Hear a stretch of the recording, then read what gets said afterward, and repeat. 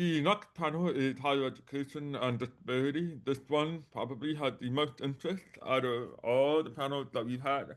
We had over 400 people specifically say they were interested in this panel. So it's a very hot topic, and I'm really excited to hear from these wonderful people. Thank you for joining us. Good luck, John. You got this. And all of you. Thank you, Ben. Thank you, Sharif and Philip. I just loved your presentation, and it is going to be a hard act to follow. Hopefully, we'll be as informative. Not quite sure if we'll have all the entertainment value, but I do know that Tamara and Robin have a great sense of humor. Hunan has a lot of experience in the systems, working with the different educational and correctional systems. So it will be informative. I do want to take a moment to read our beginning guidelines regarding the whole entire conference, but especially for our session. At Stop the Stigma, we acknowledge the importance of person first language because language shapes how we understand one another. Person first language centers humanity over diagnosis or system involvement and reflects our shared commitment to dignity, respect, and equity. We also recognize that individuals may prefer identity first language, and we encourage speakers and participants to honor personal preference whenever possible. So thank you for coming to our session today as part of the Stop the Stigma conference hosted by the community and Moxie Educational Services. We would like to begin with a land acknowledgement.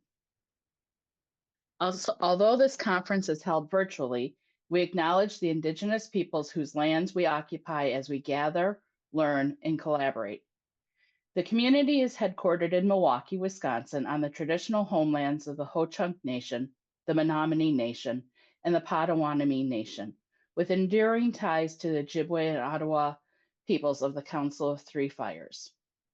Moxie Educational Services is based in New Hampshire, on the ancestral lands of the Abenaki and Pennacook peoples whose histories, cultures, and sovereignty continue today.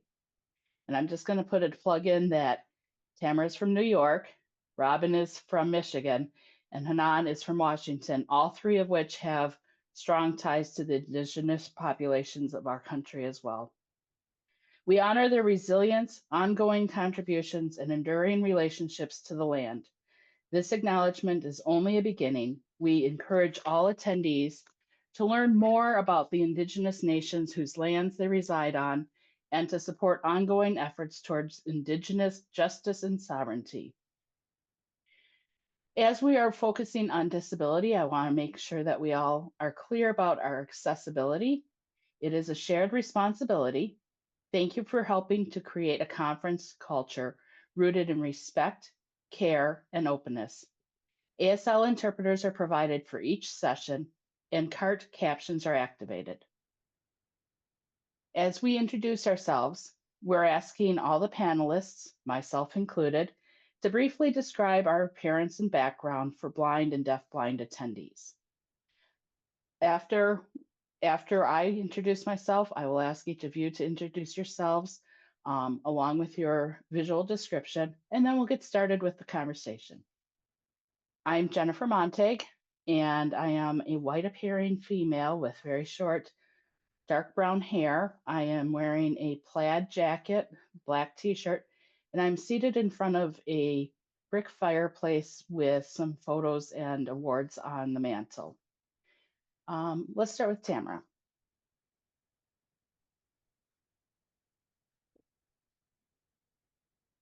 I am a cis white woman with reddish shoulder length hair, wearing a navy blue sweatshirt with a white circle with letters SUNY inside the SUNY logo. I have navy blue glasses. I have a SUNY background and with the logos behind me. Rob. Hey there, I'm Robin Hill. I am a white woman in her 50s with chin length brown hair that is mostly streaked with gray and black. I am wearing a Western Michigan University gray t-shirt with brown WMU Broncos logo and a gray cardigan. My background is blurred. I'm in front of my office desk with shelves. Good morning, everyone. My name is Hanan Al-Zubaydi. I'm of Middle Eastern descent. I am wearing a hijab headscarf on my head. It's blue, but for some reason it's showing up black on camera. And my background is my State Board for Community and Technical College logo, which shows the Olympia capital in the background. Thank you, Hanan. Briefly, just a reminder to all our attendees that the chat is open and we encourage everyone to post what your thoughts are. If you have questions, please post those in the questions and answer, the Q&A tab. Keep your thoughts respectful for each other. And Zoom microphones and cameras will be off for the attendees by default.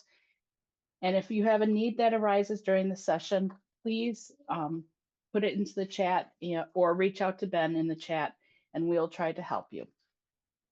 Going on the topic of higher education in prison accessibility, it's very broad and it's very complex. All three of you are doing some work in facilitating that accessibility in the higher education in prison programs at different levels and different systems. Can you just, each of you, take a minute to explain how you are working within your system on the topic of disability accessibility in higher education prison? Let's start with Robin. Put you on the spot, sorry. Not a problem, thank you. So I'm the Director of Disability Services for Students at Western, and we are working alongside our prison education program, which is called Higher Education for the Justice Involved, or HEJI, H-E-J-I. Right now, we are working together quite closely in a consultative sort of manner. Work with the instructors. I just actually met with a group of instructors last week, talking through what barriers they might see, that they might notice, and kind of getting creative into what they can do with those students. Even though we have not been able to have access to the students yet, to get into an interactive process and discuss with them what barriers they perceive in the academic setting, we are working alongside the instructors and keep telling them you don't need DSS's permission to support the students. Don't wait for the accommodation letter. If you see a need, support it. We will brainstorm and get creative on what we can do in the parameters that, of course, we are kind of locked into. Thank you. So you're at the beginning stages and still trying to do that connection with the students. And I really appreciate you bringing that perspective, because oftentimes when we're talking about this topic, everyone expects that we should have everyone at, we're fully integrated, we're fully accessible, this should have been happening. And we understand that it's really a process, especially when you have two different systems, the correctional system and the educational system, trying to work together. So thank you for sharing that. Tamara, we're going to go up in systems here. So you're at a state system overseeing the state public higher education in New York. Can you talk a little bit about your experience? Sure. My name is Tamara Mariotti. I am the Assistant Director for Disability Resources for Students throughout the SUNY System Administration, supporting all the offices of disability services for the 64 campuses. And prior to being there, I was at a community college in the SUNY system for 16 years in the disability office. And SUNY has a very robust higher education and prison program, which I will put into the chat, where you can find some information. And what we are doing, the SUNY HEP and the disability resources have come together and formed really a working group to try to figure out where are we doing well, where aren't we doing well, how can we actually provide information to those that have disabilities in the system, but more I would say looking at the state of New York, this working group, if we make big changes or we can ask for set guidelines or changes in policy, that would help with all HEP programs in across New York State. So that's what we're attempting to try to do. Um, it's slow. It's not as fast as I would like it to be, but I'm like that type of person anyways. I'm very passionate about making sure people get, their civil rights. My father helped me to take this advocacy path, and he passed 40 years ago from HIV and AIDS related diseases at the time HIV was coming out. I have many memories of listening to Dr. Fulci, who provided a lot of support. But the discrimination that he faced with medical and within the family was unbelievable. I was 21, I was just starting out, and he really provided me with that advocacy, you know, need to keep on going. And so, my first career was working with acquired brain injury individuals, getting them back into community reentry. And then I moved to an independent living center. I found a space there that for 16 years that helped me to understand civil rights. So personally, this is very important to me. Um, I have recommended, I would recommend highly that people look into independent living centers. Um, and so that's a little bit about me and SUNY. Um, I'll leave it at that. Thank you very much. And thank you for sharing all that information about how you got here. Because I found that working within the the correctional setting, um, the way I would get the administrators of the prisons to start looking at approving some of the accommodations that I needed for our students inside was by finding that person who could be the advocate, usually because they had a personal experience with disability. And that made a world of difference. So, thank you for bringing that passion to this work so we can continue to move the ball forward. Hanan, I'm addressing you last, not because you have less information to share, but because your experience at the state level overseeing all of the systems in Washington, where there has been a concerted effort to work hand in hand between the prison system and the colleges teaching inside for disability access. I would love to have you share out what does that look like when you're trying to work from one system, the educational system, across to the correctional system to make this happen on a granular level at each prison with each college that's there. Absolutely. So I could give a little bit of context to what it looks like in Washington for our higher education and prison programs. We have the State Board for Community and Technical Colleges has an interagency agreement with our Department of Corrections to offer education services in all of the adult correctional facilities in Washington. And so we offer a variety. The state board then contracts out with our community and technical colleges. So we have about 7 operating in the 10 facilities. Um, and we contract and offer a variety of services ranging from adult basic education all the way up to post-secondary degree pathways.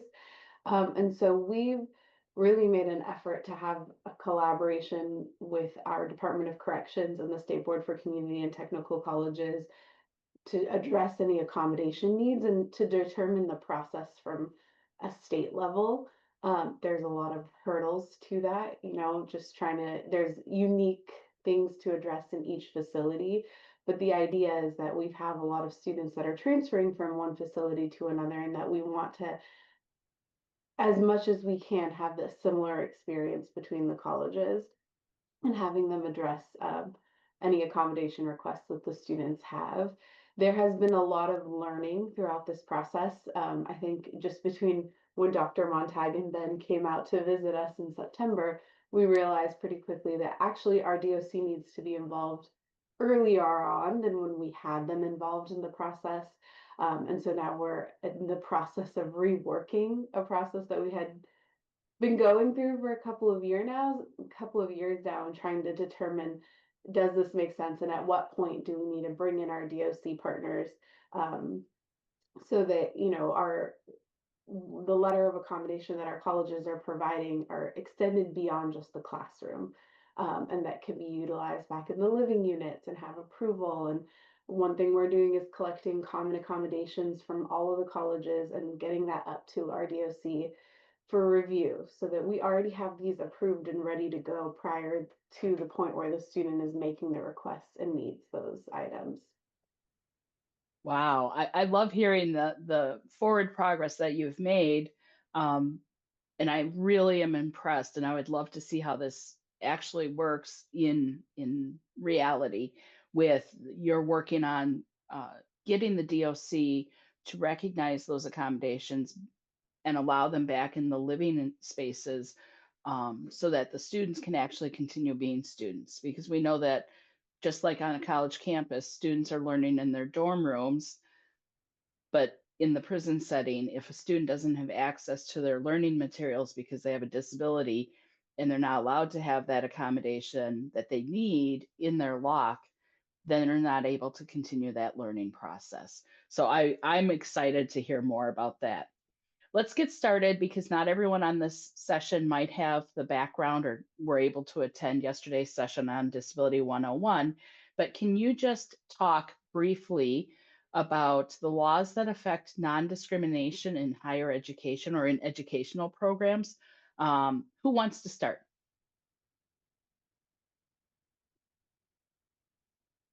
Nobody wants to start. Okay, so I'm going to call you out, just like in the classroom. Tamara, do you want to talk about the ADA in Section 504? Sure.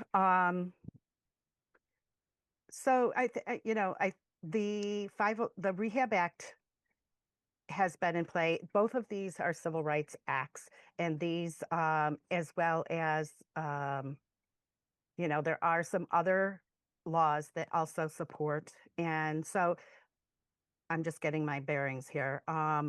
So what I want to say is that both of them are discrimination or civil rights acts that will support somebody in providing equal access to any programs or services that are provided. So when we are talking about a higher education group, a facility, a campus, we are really involved in making sure that there is no discrimination. So that means maybe policy changes. It could mean, we've talked about a number of ways of doing that, accommodations that are changed if they need to. There's the physical access, but there's also the learning access, and there's the living access. So we are doing it all on the campuses. And when that comes in, we are also looking at FHA, housing authority, other laws that intertwine within. So there's FCC, communication. There's so many laws that we look at in order to provide equal access. And I like to say that we live underneath, because it dictates everything that we do in disability accessibility services for higher education. I'm going to add to that because it's on the forefront of my mind. Coming up in April, like April 21st or something, is the deadline for all colleges to ensure, under Title II of the ADA, state and local governments, so all public institutions, to ensure that their websites and electronic materials are accessible for people with disabilities. And that's a huge lift, especially when we're talking about providing classes inside the prisons that are often based on a proprietary tablet system that's housed at each prison. So it becomes a little bit more complicated as we have prison education programs in those settings that we have to also make sure our institutions are understanding need to be accessible.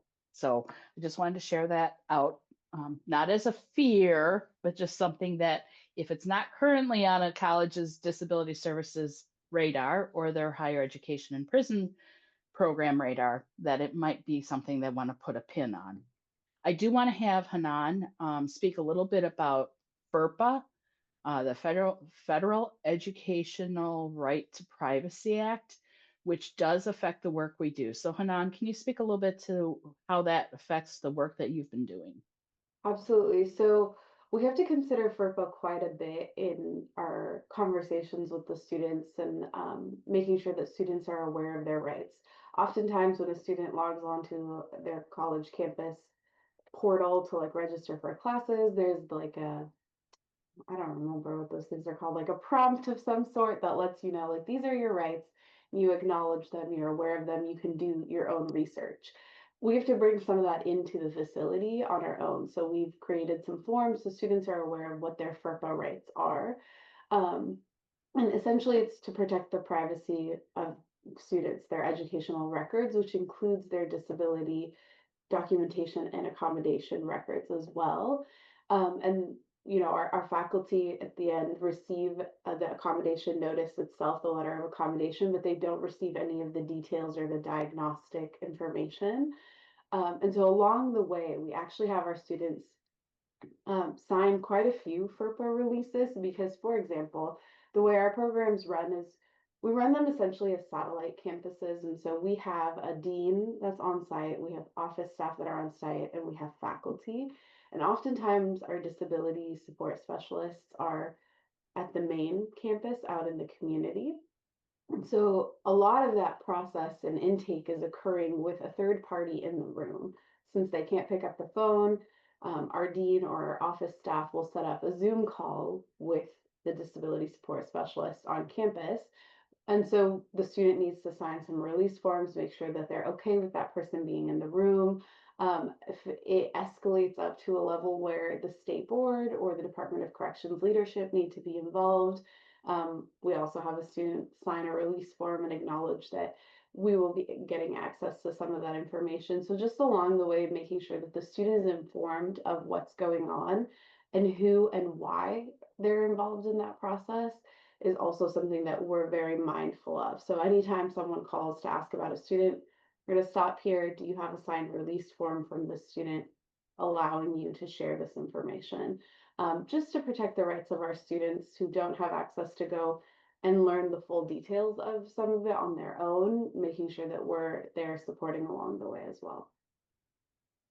And I just want to follow up with one question because it has come up in talking with other state DOCs that the identification of the student with a disability through the prison education program, how does that affect individuals who are incarcerated in terms of the DOC knowledge? For example, I'm aware of one institution that if they find out an individual has X, Y, and Z disability, they're moved to this other prison, which has different educational programming. So has the state of Washington in this interagency agreement looked at how does the DOC's knowledge of a disability affect that individual student, or is that not part of the DOC process to move people because they have a specific disability to a different setting? There has been occurrences where mobility related disabilities, if there's a resource to get to a specific place available to students, we have not seen a lot of students being moved because of a disability that the college has identified. Usually that's something that occurs on the DOC end, that we're not privy to, but we work predominantly within the classroom. I do wonder if we'll see more of that when we loop in our Department of Corrections partners early on in the process, but as of right now, we don't see a lot of that. Thank you for sharing that. So simply something for others as they're looking at building out those connections and those interagency agreements, thinking about if the DOC would then make a negative decision on that individual because now they have that knowledge because they've been privy to those conversations between the student and disability services at the college. I wanted to go to Robin. You kind of alluded to it when you were talking about what you do because you're in the disability service office. You're boots on the ground. You're facing those students. Hopefully, you'll get to face the students inside. But can you talk about that process of getting a student registered for disability services, the interactive process, and hopefully how that would work inside the prison. And basically, what are accommodations? So how would you explain that to a student? Okay. So our typical process on campus, it's student-led, student identified, that they, are directed to a registration form per se, like on our website or through different referral sources. And that gives us initial information. If they have third-party documentation, they would upload it at that time. It also prompts them to schedule an appointment with our office. And in that way, they can do it via phone, virtual meeting, or in person. And that is when they have a meeting with one of our specialists to enter into that interactive process, talk about what their experience in education has been previously, whether it's the K-12 system, a community college, something like that, what barriers have existed for them, what that experience is like, if they've had accommodations in the past, what did that look like, how successful was it? So we may use that to build their accommodations here at Western. And for that typical process, we would also talk about housing if they're going to live on campus, transportation on campus. We would talk about dining on campus, all of the parts of being a college student here. And accommodations in general, we're looking at the barrier, not necessarily having a list of identifications or diagnoses of disabilities and just matching them up with this list of accommodations that goes with it. We will talk about what the barrier is. Is the barrier something that is time related in testing, that there is either anxiety or medical conditions or English not a first language because they are an ASL user. So that barrier of a time limited test would be accommodated by extended time for testing. So we're accommodating the barrier, not necessarily the diagnosis or the disability. What we are in conversations about with our partners in HEGI is translating that system, which is very digital, to the analog system. Being able to, as we attempted with Eugen, to go in with paper and pencil and have those conversations with students that wanted to. And even before we went there, we were having conversations here on campus. What is that going to look like when we're in one classroom? The students that want to talk to us are going to immediately out themselves as, I think I have a disability, and enter into that conversation. We talked about the documentation process because typically students coming to campus may have high school documentation, may have medical documentation. Sometimes they don't. And so self-report, observation from past instructors, that can all be utilized as well.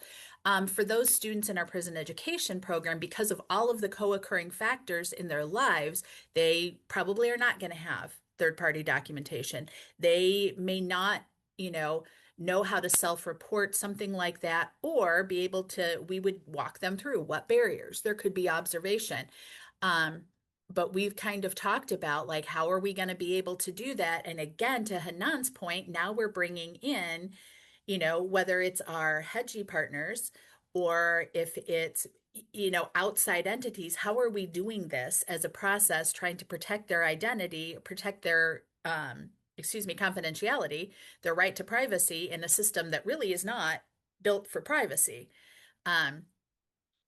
So yeah, we're still trying to again figure that out. And right now it's just very consultative and very what if, okay, well, I think this student may need more time to finish this assignment. What could we do? What are the hypotheticals that could happen as we figure out what will be some standard process for us to use? And sometimes those standard accommodations that we're used to outside the prison walls on our college campuses, like the extra time, can actually be impacted by the structure of the prison setting. If you have a class and all students are required to return to their lock for count right after that class, we can't build in added time for that student to finish that test with their extra time. So we have to figure out, how does that look like? What does that look like for that student in that setting?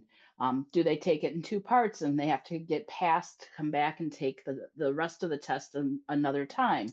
Can we have the student come to study hall and can we proctor the exam that way when the faculty is not available? So there's a lot of involvement, it sounds like, with the faculty trying to have them help identify students and refer them for you to reach out to, and also asking faculty, how can we make this work in their classroom in that environment? So very important information. Do either of you two, Hanan and Tamara, want to add anything about accommodations in the prison setting? I did put this in the chat and I want to highlight it. One of the benefits of the interagency agreement is that we can log into the DOC system, so see the students' records, and there are codes in there that the ADA coordinators through health services at DOC have kind of taught us how to understand and train our teams on. So while we can't identify what the accommodation that has been provided is, we do know that there is an accommodation that was provided through the DOC. And that's been really helpful for our disability intake specialists to look and say, all right, there is something identified through the DOC, so we know if there's paperwork or additional information we need that we can connect with health services to acquire those things. That is very helpful information. Wow. Life would have been so different trying to provide accommodations inside if I had had that. Tamara, did you want to add anything? I just think that, it's always, you never, I think with the accommodations inside, we're going back years. And it's all, trying to figure out what we did pre-technology a lot of times. Not many of the individual or the HEP programs don't have the access to any tablets or anything. So, if somebody needs something read to them, is the faculty actually reading it out loud for everyone? There's so many differences, I guess I should say, in that respect. So, it's my added. Well, that's a good segue to the next question I have for each of you is think about think about the barriers and the barriers for the student in the learning environment, and then think about the barriers for the student and the faculty and the staff in the correctional learning environment. Can you talk a little bit about what those barriers look like, and what we in higher education and prison programs and our students need to know about that, what those barriers look like? I will call on people. I'll start with a little bit. I think that there's, again, we've talked a lot at this conference about non-apparent disabilities. And I'm not sure that they are, they may be willing to identify in a higher education program, that type of thing, but there's really a fear of being judged or misbelieved. So they avoid asking. Now, the other side of this is that many individuals really don't realize they have a disability, or they may have something that was discussed with them from the past that they don't realize they may be eligible for any accommodations in the higher ed arena, So I think there's a lot of that. I worry mainly about gatekeeping. If somebody has a disability, are they not allowed to participate in the HEP programs? Um, you know, uh, there's in there's bias, there's always bias, and things of that sort. So I really worry about some of that. There's faculty resistance sometimes, that we have to deal with, where accommodations are treated, differently. There's there's sometimes punitive responses, um, and we're dealing with so many things, that are disability related behaviors, that it's hard to understand what is disability and what might be because they're in the prison system. I think it's But important you mentioned, Tamara, the gatekeeping. Sometimes it's a DOC policy that actually is prohibiting students with disabilities from participating in higher education. For example, there was, and I'm not sure if it's still on the books, a policy in one state where the DOC required everyone to have a GED or high school diploma before they could even apply to a higher education program. But Hmm. that's not the law or the requirement for 2-year schools. You just don't get financial aid, but you don't even really, depending on the 2-year school, you don't have to have that GED to participate in higher education.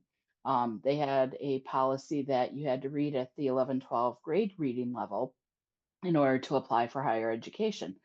Well, colleges don't, um, 2-year colleges don't have that requirement. They may have co-requisite or prerequisite requirements that you take a reading class, but they don't have that barrier or roadblock for a student who wants to continue their education. So that gatekeeping is a very important point, and it might have just slid under the radar, but I just wanted to highlight that because that can really be a barrier.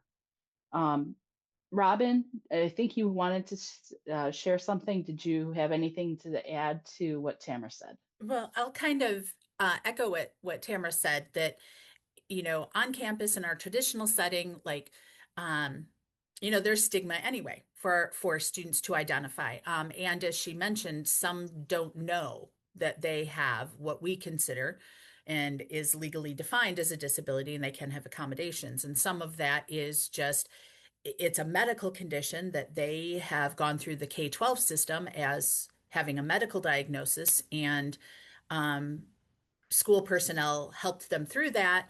The adults in their living environment were able to call the attendance office when they needed to miss school, so they don't know that that is part of what can be accommodated at the university level. So there's the not being able to identify it, not knowing what the rights are, what is available to them. And then for our prison education program, we have talked about that gatekeeping part, and being very careful with the wording we're using in the facility, anything on paper, and with the DOC, that it is academic accommodations or classroom or something like that. We don't want to out them and make it seem like we are saying they need this in their setting all of the time right now, and we're telling the DOC what to do. Because in our state, there, what I'm learning from our partners is there are facilities that one is for the older population, one may be for people that have accessibility needs due to disability, and that they could be moved and moved out of the facility that has our prison education program if they find out, oh, they have accommodation needs. Well, we don't provide that here. So they're gone, and now they're out of the education program. So kind of, working through that of being able to accommodate barriers again, and not identify, not, do anything like that. I will say that the faculty that I have met in this program and a meeting with them last week are some of the more compassionate faculty that I have encountered. They are very willing to do what is needed for the students. Obviously, they're in this program and teaching in this setting. And they're learning, new ways of doing things right alongside. And they are very, very curious and not judgmental. They're very curious about what can we do? How do we support this? What else could we do? What's a different way? They're looking at it and being very willing to work with us in this consultative way, and kind of almost like, what can we do that won't get us in trouble, won't get the students in trouble, won't get anybody else in trouble? So in that sense, I would say we're very lucky here that we have a really, really great, compassionate group in our HEGI program and the faculty that are teaching the classes there. So that collaboration, communication, coordination between the two entities, education and the DOC, but especially within the prison education program between disability services, the faculty, and the higher education program is critical to being able to do the work that we do outside but translating it to the inside setting with all the barriers and limitations that that setting puts on us. So thank you for sharing that information. Love it, Robin. I know that it's been a learning process, but everything you've shared can help others in their processes as they start setting this up. Hanan, did you want to add anything? Otherwise, I actually do have a question for you, Hanan. I did just want to add one thing around faculty, and it's something that I think, started to learn more recently, which is I think a lot of well-intentioned faculty have a lot of different levels of learning, particularly in our adult basic education classrooms where you don't have a high school credential, you're required to be in this classroom, so you get the range of students within that space. And knowing what can be addressed through universal design and what can be needs to be addressed as an accommodation. I think what we've seen is there's a lot of people that are incorporating universal design under the assumption that this is addressing the need. And it's not, right? There's specific things that do require an accommodation, require a conversation with the disability support office on campus, and not necessarily just universal design. There are critical elements of that, but that's just something that we've started to see come up a lot more recently. Um, and of course, always hearing from students around the stigmas of just identifying. I saw a couple things in the chat around tutors and the way that they help. Honestly, tutors are kind of the conversational piece between the student and the faculty member, where they'll say to a faculty, like, this person is really struggling with X, Y, and Z, where the student might not be comfortable sharing that with the faculty for whatever reason. They would be comfortable sharing it with a peer. And then, so we've seen some of that come up quite a bit as well. Excellent. Thank you. Now, my question to you, because I know Washington, I was impressed because you guys are at the community and technical college level. You're also doing the ABE and the vocation, some of the vocational training inside the prison settings. Can you talk about how your schools, the community and technical colleges, have been working on the accessibility in those different, but it's still connected to higher education, different educational programs? Absolutely. So we have, adult basic education comprises of GED testing. And so we also have to just kind of go through the Pearson VUE process for any GED accommodations that come up. But we also have a credit recovery program in Washington called High School Plus. So a student, we acquire their high school transcript from the point that they dropped out of high school, and we pick right back up where they left off so they can actually complete the credits in order to earn their high school diploma. And so through that, we can work with the community college's disability support services on campus to provide reasonable accommodations in the classroom environment. And then, of course, with the DOC partners to extend that beyond the classroom if needed. Um, and then for our vocational programs as well. So they will go through the disability support folks on campus. They'll do an intake process with the student. They'll determine whether or not it's a reasonable accommodation for that specific program and that space, and work with the student on their unique circumstances to ultimately make that determination, and work with the faculty as well. So our community colleges, the nice part is that all of our programs that operate inside of the correctional facilities have a counterpart in the campus community. So the disability support specialist on campus is already familiar with those programs and what their needs might be. It's not a unique program to just the correctional facility that they're now having to look at and see the space, or determine that the curriculum is the same across both campuses. Thank you. I think that's important because you're looking at what's being done on the campus to make sure that the treatment is the same for individuals in a similar situation, but now in this different campus environment, the prison. And so that's very important. We have, in order to give time for our interpreters and our captionists to have a little break before our next session, I want to, we've covered a lot, and there's still a lot of things out there that I want to talk about, but we're not going to have time for it. But some of the questions that have been posted in the Q&A kind of align with some of the things that I still wanted to ask. So we're going to go to the questions from our audience. One of the questions is related to is there any testing available for people that are incarcerated? And I'm going to add to that, especially related to that diagnosis. How can somebody who's a student in a program get that documentation that they need to request those accommodations? And Robin, you talked a little bit about what you're doing at Western Michigan in terms of self-report. Um, in addition to that, is there anything else that a student might be able to do, or that Tamara or Hanan, you've been doing within your settings?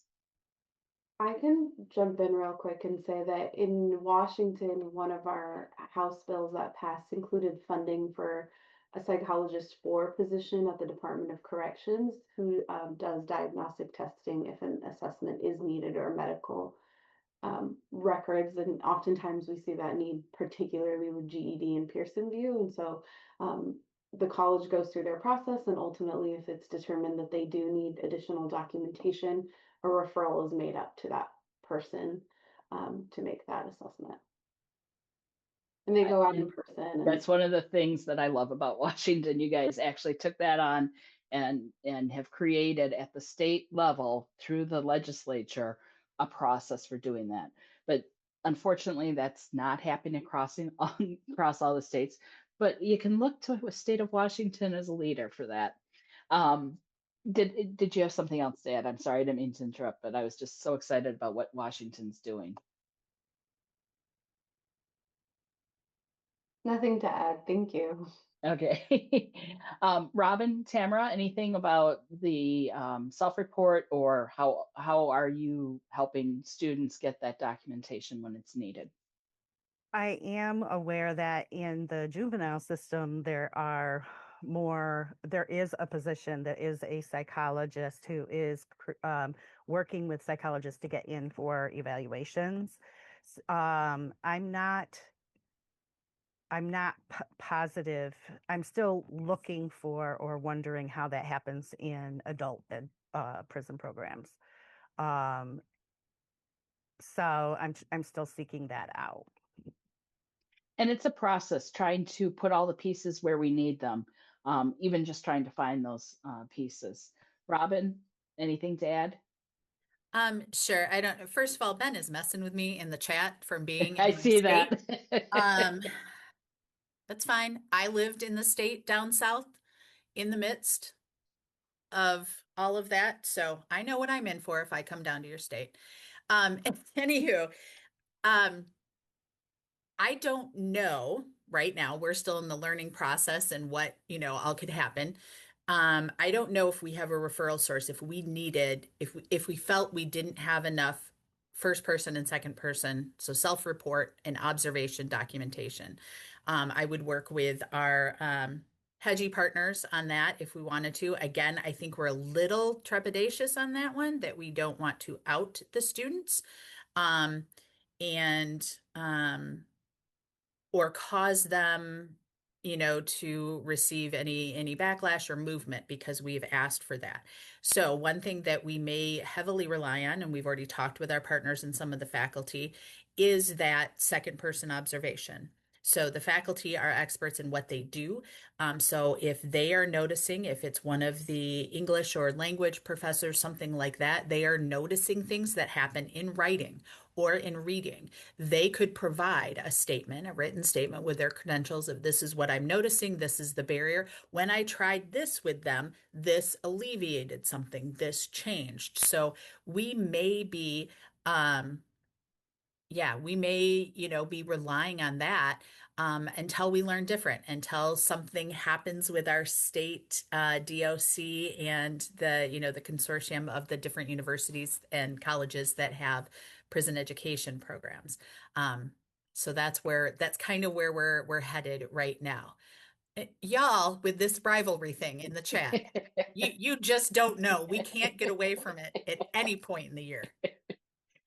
So I'm just going to add, from my experience working with other institutions, some, especially those that are two-year schools, because they have a slightly different perspective on the documentation, mainly because we don't have colleges of medicine or veterinarian schools or law schools where the universities might have a higher standard for that documentation because of those programs. But that self-report is really important. And also looking at the previous IEPs or 504 plans, if those are available. And one school that I talked with actually had the students sign a release that would allow the college's disability services to speak with a family or friend who might have access or might be able to access that high school IEP or 504 plan as one more avenue to getting that documentation. I do want to address one more question, which I think, Hanan, you've alluded to. F. Daly had asked, is the collaboration statute based or is it just in general? And I think what we're finding in my experience across the country is most of it is the informal collaboration or the memorandum of understanding, or it's the interagency agreement between higher education and the DOC. But as Hanan alluded to, they actually have created this legislature level stuff. And so that's the way to really move everything forward is make it a requirement. I'm just going to share this, my little soapbox. I was really sadly disappointed when the guidance for the Second Chance Pell Grants came out from the Federal Department of Education, because they in order to qualify for Second Chance Pell Grant, institutions of higher education had to provide similar campus-based services inside the correctional setting. And they used two examples, advising and financial aid. They left off disability services. And that was heartbreaking for me, because oftentimes disability services is the unsung hero, that's my perspective, on college campuses, because we're there for the students, we're providing them the access they need, but we're often forgotten about in the conversations when programs or projects are being developed, and then we're always tasked with fixing the problem after it's been built or after it's been constructed or after it's been developed. And if we are brought in at the beginning, we can help problem solve and eliminate those barriers before we even get to having a program. So it just depends on what state you're in. Right now, there is no higher level requirement other than what I know of, and correct me if I'm wrong, at the state of Washington level with the legislature. So I just wanted to make sure we address that. And one final question, and it's for all three of you. How can somebody with a GED or who acquired their GED inside then get started with a higher education and prison program? And then when they leave, can they continue that education or do those credits that they earn inside transfer?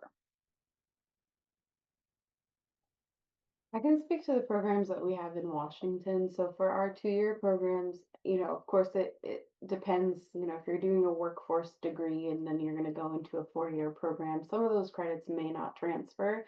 Whereas if you do like a direct transfer degree, those credits will transfer into a 4-year university. And so it depends on the program specifically. So that advising component is critical for students. So they're aware that the classes that they can take are transferring and where they transfer to. Yeah, it just really depends what the level of credit is. If it's a workforce credential, many times that does not translate to a college credit. And some college credits can transfer in as a general credit, but not specific to a program. So, and that's on the outside as well. It's not just specific to the inside. Robin, Tamara, do you have anything to add? I would just, go ahead. oh, sorry. No, go ahead. That's all right. That more of a question for my Hedgie partners, but for our program, the students have to meet the requirements of admission to Western as any other student. So whatever those may be. As far as transferring out, I don't know I believe it's a relatively new program where I don't think we've had somebody per se graduate from the cohort yet. there is somebody that has transferred to on-campus learning, though. So same institution, same credit, same everything, didn't have to transfer to a different post-secondary institution. And Tamara, Yeah, anything? that was something I was going to say too. And I worked with many individuals who didn't complete inside and came or didn't participate in the higher ed programs inside, but did come to the community college as a first step to try to assist with upward mobility. People in prisons, along with veterans, seem to be so hard to connect with.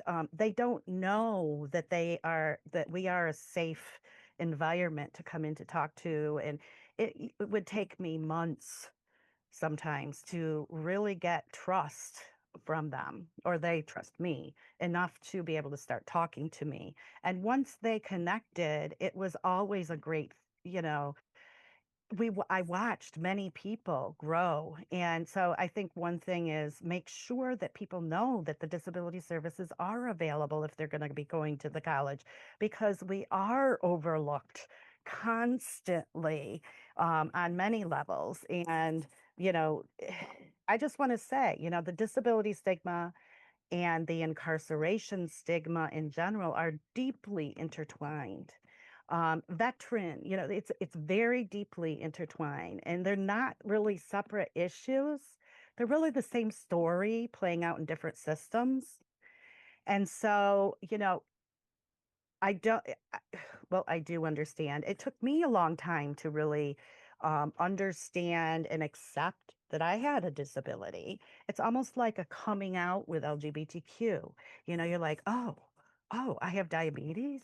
You mean, oh, okay, you know, or whatever. I mean, you have to almost go through that process, and we're talking about individuals who there's violence, that there's brain injuries, there's individuals who, um, there's all these different situations that substance abuse, for instance, that qualify as a disability potentially.